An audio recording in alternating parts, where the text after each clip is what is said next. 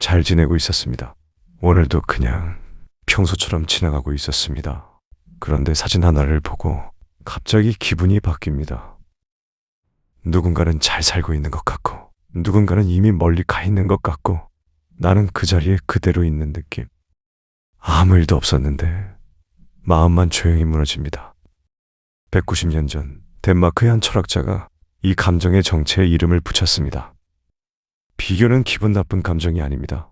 비교는 그대 자신으로부터 떼어놓는 구조입니다. 오늘 키르케고르의 이 한 문장이 그 감정의 뿌리를 보여드릴 겁니다.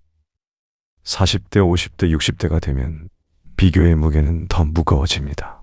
젊을 때는 아직 시간이 있다고 위로할 수 있었지만 이 나이가 되면 그 말도 잘 통하지 않습니다. 비교를 하면 할수록 더 잘하게 되는 게 아니라는 것도 압니다. 어느 순간부터 내가 원하는 게 뭔지조차 흐릿해집니다. 1841년 가을 코펜하겐 29세의 세렌 키르케고르는 자신이 깊이 사랑했던 야콘요레겐의 올센에게 스스로 파혼을 선언합니다. 그녀를 사랑하지 않아서가 아니었습니다. 사람들이 이상적이라고 부르는 남편의 모습, 그것이 자신에게 없다고 느꼈기 때문이었습니다. 타인의 기준으로 자신을 보았고 그 기준에서 스스로를 지워버렸습니다. 그 고통이 그의 철학 전체를 만들어냅니다. 잠시 눈을 감아보십시오. 지금으로부터 180년 전 코펜하겐의 골목을 혼자 걷던 키르케고르가 그대에게 말을 겁니다. 친애하는 벗이여, 지금 이 조용한 시간 홀로 앉아있을 그대에게 나는 그 장면을 압니다. 누군가의 근황을 들은 후 혹은 화면을 닫은 후에도 그 이미지가 머릿속에서 지워지지 않는 그 시간, 아무것도 달라진 것이 없는데 방금 전까지 괜찮았던 내 하루 갑자기 가벼워져 버리는 그 감각. 그대 잘못된 것이 아닙니다. 그 감정은 그대가 약해서 오는 것이 아닙니다. 평생을 성실하게 살아온 그대가 그 감정을 느끼는 것은 너무나 자연스러운 일입니다. 나도 그랬습니다. 나는 코펜하겐의 좁은 골목을 매일 혼자 걸었습니다. 몸은 왜소했고 걸음은 약간 비대칭이었습니다. 거리에서 마주치는 사람들은 종종 내 뒤에서 웃었고 신문은 나를 풍자 만화로 그려 조롱했습니다. 나는 늘 비교 속에 있었습니다.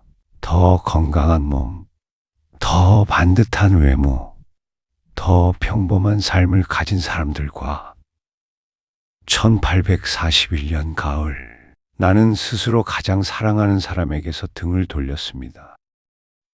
레기네 올센, 내가 진심으로 사랑했던 여인이었습니다. 그녀는 나를 원했습니다. 그런데 나는 파혼을 선언했습니다. 그녀를 사랑하지 않아서가 아니었습니다. 나는 사람들이 좋은 남편이라고 부르는 모습을 내 안에서 찾으려 했습니다. 그리고 찾지 못했다고 느꼈습니다. 사람들의 기준에서 나를 보았고 그 기준에서 내가 부족하다고 판단했습니다. 그 판단이 나를 그녀로부터 떼어놓았습니다. 그리고 그것이 내 평생의 후회가 되었습니다.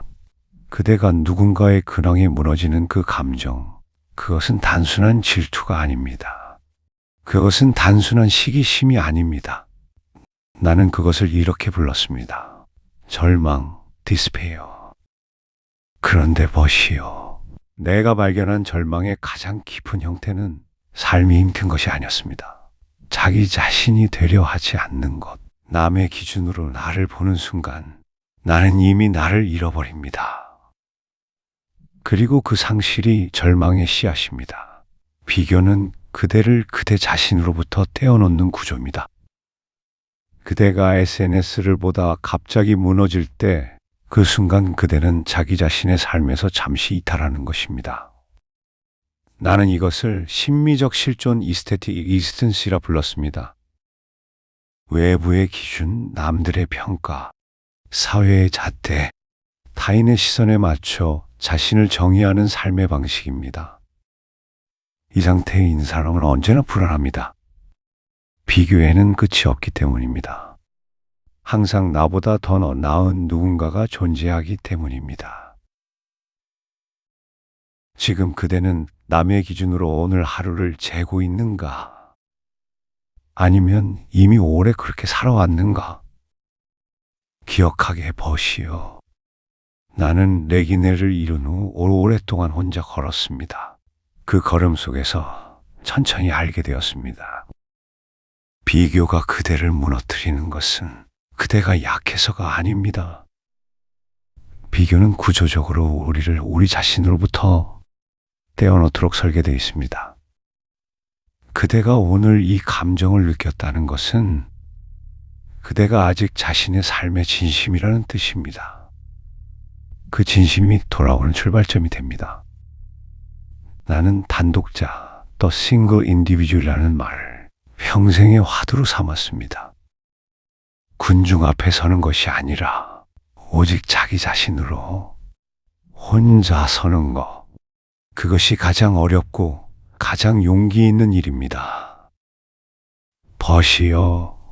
그대가 비교 속에서 잃어버린 것은 능력도 성취도 위치도 아닙니다. 잃어버린 것은 그대 자신입니다. 그리고 그대는 언제든 그 자신에게 돌아올 수 있습니다.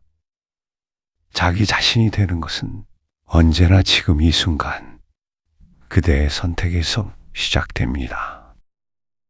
그 무거운 짐을 지금 잠깐 내려놓아도 괜찮습니다. 그대는 이미 충분히 잘 살아오셨습니다. 방금 키르케고르가 말한 것을 오늘 3가지 마음 스트레칭으로 해보시는 건 어떨까요? 마음 스트레칭일 비교가 시작되는 순간 딱 한마디만. 키르케고르가 말한 절망의 가장 위험한 형태는 절망하고 있다는 사실조차 모르는 것이었습니다. 그래서 첫 번째 스트레칭은 자각입니다.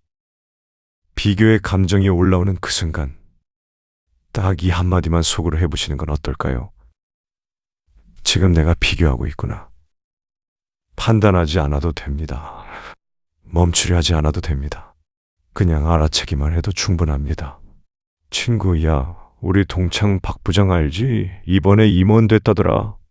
임원, 나는 언제 되려나? 이 나이에 아직도. 그 순간 딱 한마디만 속으로 합니다. 지금 비교하고 있구나. 그것으로 충분합니다. 그 자각 하나가 이후 반응을 바꿉니다. 마음 스트레칭이 남의 질문을 잠시 내려놓기. 이런 질문이 떠오를 때 잠깐 그 질문을 내려놓아 보시는 건 어떨까요? 내려놓을 질문. 저 사람은 저렇게 됐는데 나는 왜 이것밖에 안 됐지?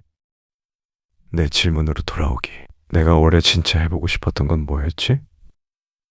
질문을 억지로 바꾸려 하지 않아도 됩니다. 그냥 지금 남의 질문을 하고 있구나. 알아채는 것만으로도 충분합니다. 마음 스트레칭상 내 삶의 한 줄을 그냥 적어두기. 비교를 완전히 끊는 사람은 없습니다. 하지만 비교에 무너지지 않는 사람들에게는 공통점이 있습니다. 자기 삶에서 이것만큼은 나답다고 말할 수 있는 것이 하나 있습니다. 작아둡니다. 화려하지 않아도 됩니다. 오늘 잠들기 전 딱 한 줄만 적어보시는 건 어떨까요?